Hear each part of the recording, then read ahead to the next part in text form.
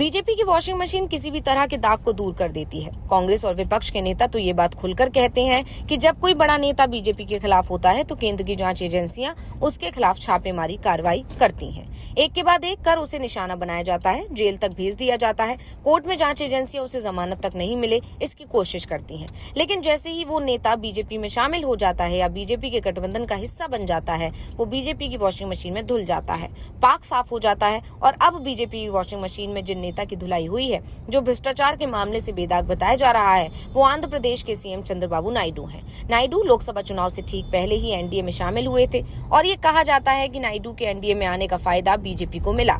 अगर नायडू साथ नहीं होते तो बहुमत का आंकड़ा हासिल करना ही मुश्किल हो जाता। जिस राज्य में बीजेपी के पास 2% वोट भी नहीं थे, उस राज्य की 25 लोकसभा सीटों में से एनडीए 21 सीट जीत गया।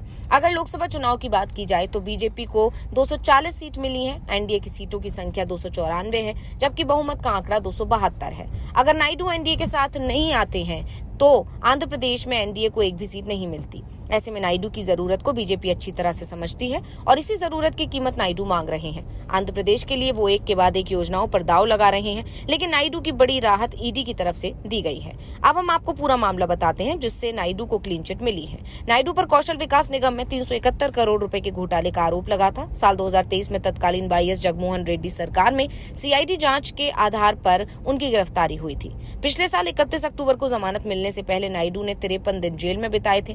बाद में जांच करते हुए ईडी की तरफ से दावा किया गया था कि उसके पास नायडू के खिलाफ मजबूत आधार है, लेकिन अब कहा जा रहा है कि इस मामले में धन के कथित दुरुपयोग में नायडू को जोड़ने लायक कुछ भी नहीं मिला है। इससे पहले 5 अप्रैल को टीडीपी की चुनावी जीत से पहले और नायडू के सीएम बनने से ठीक 2 महीने पहले सीआईडी ने विजयवाड़ा में एक विशेष एसीबी अदालत में उनके और अन्य के खिलाफ आरोप पत्र दायर कर दिया था। लेकिन अब ईडी ने नायडू को क्लीन चिट दे दी है। दावा ये भी किया जा रहा है कि सीआईडी भी जल्दी ही इस मामले में क्लोजर रिपोर्ट लगाने की तैयारी कर रही है, जिससे ये मामला बंद किया जा सके। दूसरी तरफ कांग्रेस ने इसे लेकर मोदी सरकार को घेर लिया है और कहा है कि एक और नेता बीजेपी की वॉशिंग मशीन में धुलकर पाक साफ हो गया। अपने सोशल मीडिया अकाउंट पर कांग्रेस ने पोस्ट करते हुए कहा कि मोदी की वॉशिंग मशीन में चंद्रबाबू नायडू भी धुल गए। ईडी ने नायडू को एक घोटाले में क्लीन चिट दे दी है। ये स्किल डेवलपमेंट कॉर्पोरेशन से जुड़ा घोटाला है। इसमें नायडू जेल भी गए थे। अब मोदी ने अपने मित्र नायडू को पाक साफ घोषित कर दिया है। ये है भ्रष्टाचार के लिए जीरो टॉलरेंस। साफ है, नायडू को क्लीन चिट दिए जाने के मुद्दे पर कांग्रेस आगे से बीजेपी को घेरने की तैयारी कर रही है।